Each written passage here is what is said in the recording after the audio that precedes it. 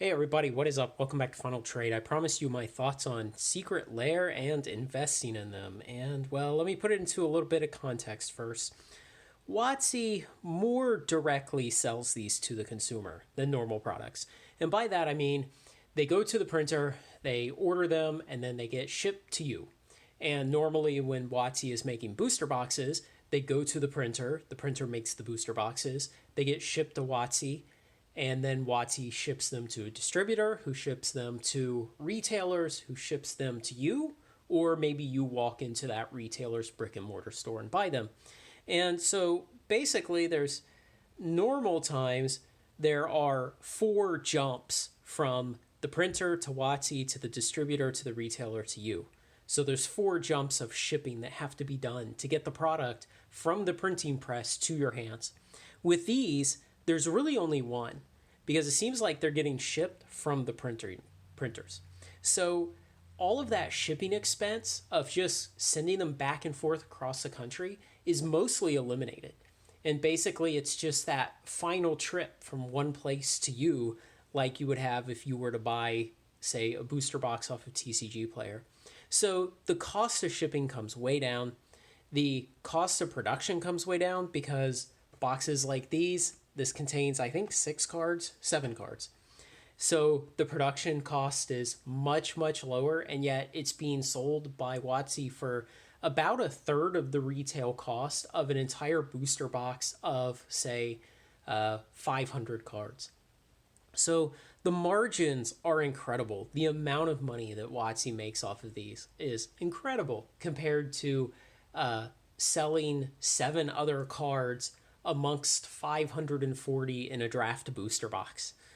But the problem with that is it becomes too enticing for Watsy to overdo it. And in 2020, they had nearly 50 secret lairs that they released, 50 sets that they released.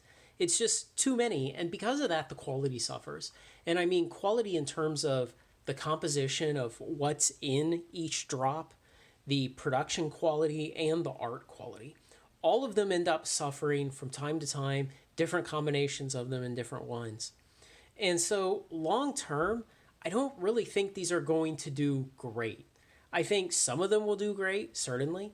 The same as like commander decks and holding sealed commander decks. Some of them do great, and some just kind of dither around and don't return very well. And so things like 5 basic lands for $29.99. I really think a lot of those are not going to appreciate well. Now, if it's 5 basic lands in some very unique art style like the Godzilla lands, maybe so. The Pixel lands, I guess. Various other ones like astrology lands, I really doubt it. I don't think astrology lands are going to be a 10-bagger on any reasonable timeline. So, stay away from the ones with nothing special in them. Now, there's something to think about with these, which is there's a big delay from ordering Secret Lair to getting them in your hands. And that's really good for investors because it means a lot of people who might want the underlying cards inside of these boxes, they will go and see that they would have to wait 6 months. And instead, they'll just buy, say, a more expensive version on the open market right now instead of a box that has inverted EV. And so, I bought this one, the League of Legends crossover, because of the inverted EV. Essentially, there's a copy of Ristic Study in there. At the time that I bought them, Ristic Study was selling for something like $25, the cheapest version, which was the original, I think, from Odyssey. And the foil version from that was like $400 or something, but you should not expect that you could pull the foil version out of a brand new Secret Lair and sell it for $400. And in fact, something interesting that you see is that the foil and non-foil versions of Secret Lairs and the cards inside of them collapse to the same price point. It's really interesting. It's like everybody is so interested in getting out of the investment as soon as they get the cards in their hand that they drive the market down to where people can buy the foils for as much as the non-foils. I think that's really interesting and something to keep in mind if you're going to try to invest in these. But that delay from order to delivery really works out nicely because then all of a sudden, people who had the foresight to buy the secret layers 6 months ago and tie up their capital with them, they get to have this sudden influx of desirable cards with inverted EV. And other people who might think, oh, I wish I could do that. Well, it's too late. You had to do it 6 months ago. So that works out really well for investors. Now, something interesting doing research for this video, the prices of these will tend to pop 30, 40, 50% over their costs to you when they get delivered. And so something like this X Arcane one, it was selling for $58 a couple days ago, and already it's crashed down to like 43. So all of a sudden, everybody gets these boxes in their hand and they go dumping them on TCG Player and they drive the price down. But there's this tiny window right at the beginning where the price is highly elevated. Now, a lot of them subsequently give back a lot of those gains over time. And, one of the more interesting ones when I was researching was the Stranger Things crossover. And the price of that one just crashed. And the original cost, I think, was the $30 non-foil and $40 for the foil versions. But they're both sitting right at about $80 right now, except they had run up to somewhere over $100 when they initially released. And then they had this huge step function down you can see on the timeline where I guess somebody just came in and dumped a bunch on the market. So things to keep in mind, the foils don't really command any premium. There's a big long wait to get them, which helps you out. But ultimately, the thing to keep in mind is these are singles, and they are not reserve list singles. And there are very few singles that are not reserve lists that are worth investing in. And so ultimately, these risk the same reprinting problems that every card, every single you might speculate on risks. And we can see that with the Enemy Fetch Land Secret Lair. WotC originally sold that thing for like $400. Unbelievable price. And then a year and a half later, they released Modern Horizons 2 with Enemy Fetch Lands in the rare slot. And today you can go out and buy Enemy Fetch Lands in good condition, unplayed, for about $22 for Scalding Tarn and less for the rest of them. So you run those same risks of WotC reprinting out from under you the value of your collection.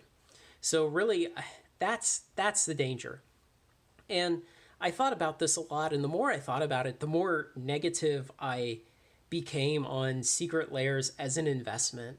And yeah, the price will pop when they first get released. It'll give back some of that. Yes, this is worth more today than I paid for it by a couple of dollars, but is it worth it? Is it worth the risk? Is it worth the risk compared to a set box or a collector box? And remember, on the long timeline, almost every sealed booster box does really well. Almost every one of them. So I think for me going forward, inverted EV is probably not a good enough reason to buy one of these because it can just be reprinted out from under you. I would say go with popular IPs. Things like Stranger Things will probably command good money into the future. The Walking Dead, certainly Street Fighter. Warhammer 40k is coming this summer. There's going to be, I think, 3 secret lair drops of Warhammer 40k cards. I think those will do well on the long timeline, especially since Warhammer 40k is a decades-old IP at this point, unlike Stranger Things and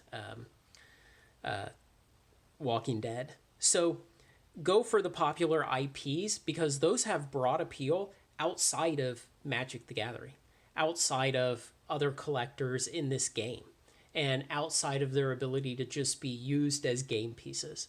They have appeal to people who have never touched a Magic card, but maybe really love those IPs. And so I think that's a good place to potentially speculate. The other place that I would buy these is you just see something you like, something you dig, a piece of artwork, a reprint of a classic card you love. Things like that are worth going for. But simply on the inverted EV gamble, I would always say that probably booster boxes are going to do better in the long term, whether collector, draft, or set.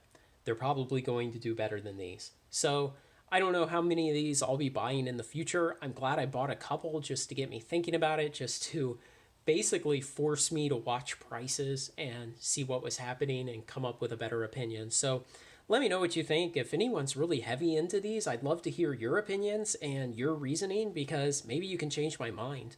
I'd appreciate that. Otherwise, let me know what you think. Like, comment, share, and subscribe, and join me on Final Trade. Thanks a lot, everyone.